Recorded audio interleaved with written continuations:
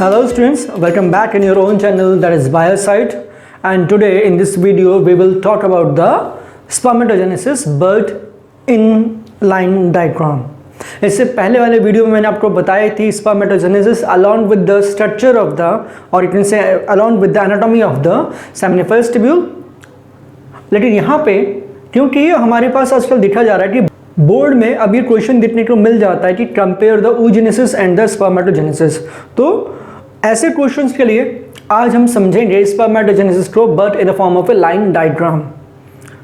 तो be very careful, क्योंकि ये क्वेश्चन कंपैरिजन बेसिस के साथ में आ जाता है या फिर इसे इंडिविजुअली भी पूछा जाता है कि what do mean by spermatogenesis, where it take place and explain it in a tabular form और in the form of a line diagram. तो समझते हैं, यहाँ पे हम डिफरेंट फेजेस के बारे में बात करेंगे, उन फेजेस में क्या क्या चेंजेस आते हैं हम उनके बारे में बात करेंगे. चलिए शुरू करते हैं लाइन डायग्राम ऑफ स्पर्मेटोजेनेसिस. अब लाइन डायग्राम शुरू करते हैं तो हमारे पास ये रही जर्मिनल एपिथेलियम, और जर्मिनल एपिथेलियम में ये रहे हमारे पास क्यूबॉइडल सेल्स जहाँ से स्पर्मेटोजेनेसिस शुरू होगी. यहाँ पे एक चीज़ आपको समझने की बहुत ज़रूरत है कि किसी भी तरह की गैमीट फॉर्मेशन में तीन फेजेस होते हैं. One is known as multiplication phase, other is known as growth phase and the third one is known as maturation phase. तो इनिशियली क्या होता है, जैसा मैंने आपको बताया, सबसे पहले कौन सी फेज आएगी हमारे पास है मल्टीप्लिकेशन फेज.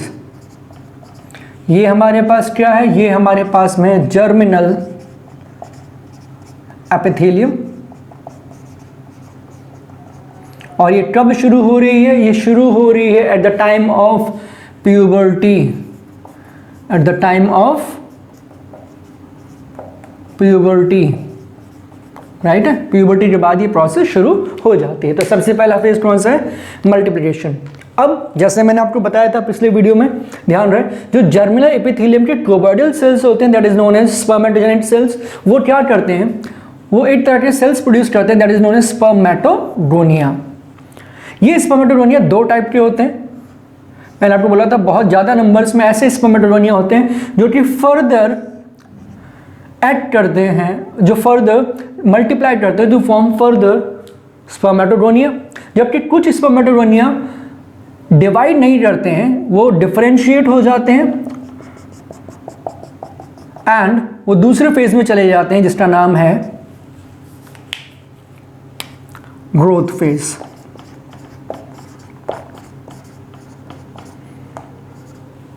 अब ग्रोथ फेज में क्या होगा, ये सब क्या हमारे पास, ये सब हमारे पास में स्पर्मेटोगोनिया. क्या है हमारे पास, स्पर्मेटोगोनिया. अब स्पर्मेटोगोनिया कौन से फेज में चले गए, ग्रोथ फेज में चले गए. वहां पे क्या होता है, इन्हें नरिशमेंट मिलता है और इनका साइज बढ़ना शुरू होता है. अब इनका साइज बढ़ रहा है, जब ये प्रॉपर एक साइज में बढ़ जाते हैं तो अब हम इस स्ट्रक्चर को क्या बोलते हैं, प्राइमरी स्पर्मेटोसाइट्स. अब यहाँ तक मैंने मेयोसिस का शब्द यूज नहीं किया है. इसका मतलब क्या है कि इनकी प्लॉइडी क्या होगी, डिप्लॉइड. स्पर्मेटोगोनिया की प्लॉइडी क्या है, डिप्लॉइड. प्राइमरी स्पर्मेटोसाइट की प्लॉइडी क्या है, डिप्लॉइड, क्योंकि अभी तक मेयोसिस नहीं हुई है. अब ये प्राइमरी स्पर्मेटोसाइट चला जाएगा तीसरे फेज के अंदर जिसका नाम है मैच्योरेशन फेज. क्या नाम है, मैच्योरेशन फेज. अब मैच्योरेशन फेज में क्या होगा, इसके अंदर होगी मेयोसिस फर्स्ट. क्या होगी, मेयोसिस फर्स्ट. तो दो सेल बनेंगे, this is known as secondary spermatocyte. इनके अंदर फिर फर्दर क्या होगी, मेयोसिस 2, जिससे हमारे पास क्या बनेंगे, पिछले वीडियो में याद करिए जरा, क्या बने थे हमारे पास, बने थे इमैच्योर नॉन मोटाइल स्पर्मेटिड्स. ना यहाँ पे मेयोसिस हो रही है तो फर्दर यहाँ पे भी क्या होंगे हमारे पास, एन. यहाँ पर भी क्या होंगे हमारे पास, ये एन, दैट इज हैप्लॉइड. अब जरा याद करिए इसके बाद क्या हुआ था, ये स्पर्मेटिड्स अटैच हो गए थे कहाँ पे, सर्टोली सेल्स में इनको क्या मिला था? नरिशमेंट से क्या हो रहे थे? मोटाइल, मैच्योर, किस में कन्वर्ट हो रहे थे? ये कन्वर्ट हो रहे थे इन स्पर्मेटोजोआ, इसको हम कहते हैं स्पर्म, या फिर स्पर्मेटोजोआ, ये भी कैसे होते हैं? हैप्लॉइड। तो ये है हमारे पास line diagram of sperm formation. ध्यान देना, अगर आप कोरिलेट करेंगे तो आपको ये सारी साइकिल आपने पढ़ चुकी है सेमिनिफरस ट्यूब्यूल में इन द प्रीवियस वीडियो, लेकिन यहाँ पे इसे एक लाइन डायग्राम के फॉर्म में यहाँ पे मैंने इसे बताया है। जो याद करने वाली बातें हैं वो ये हैं कि हर तरह की गैमेटोजेनेसिस में 3 फेज होते हैं, मल्टीप्लिकेशन, ग्रोथ फेज और मैच्योरेशन फेज। जब आप oogenesis पढ़ेंगे, that is formation of ovum, जो कहाँ होती है? ओवरी के अंदर होती है, वहाँ पर भी 3 फेज आएंगे, multiplication, growth phase and maturation phase. एक और बात, यहाँ पे in the case of male spermatogenesis शुरू होती है कब? At the time of puberty. अब अगर आप उन 3 शब्द पे ध्यान देंगे जो मैंने आपको प्रीवियस वीडियोस में बताए थे, यहां से लेके यहां तक की प्रोसेस,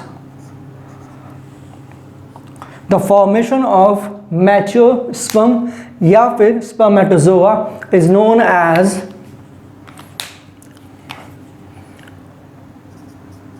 स्पर्मेटोजेनेसिस। ओके, दूसरा पॉइंट हमारे पास conversion of immature non-motile spermatid into the mature motile sperm या फिर spermatozoa is known as, yes बोले आप सभी लोग, very good, is known as spermiogenesis या फिर spermatolysis। ध्यान रहिए, वेरी गुड, मैंने उनके लिए बोला था जिन्होंने घर बैठ के जवाब दिए इस चीज़ के, ठीक है। And the third one is spermiation. Spermiation का मतलब था release of sperm from the seminiferous tubule और फ्रॉम द सर्टोली सेल्स। तो ये 3 टर्म्स आपको याद करने की ज़रूरत है।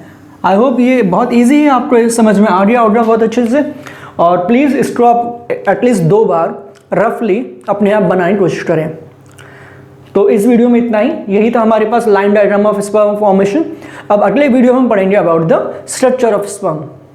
Okay, till then stay subscribe and stay tuned. Thank you.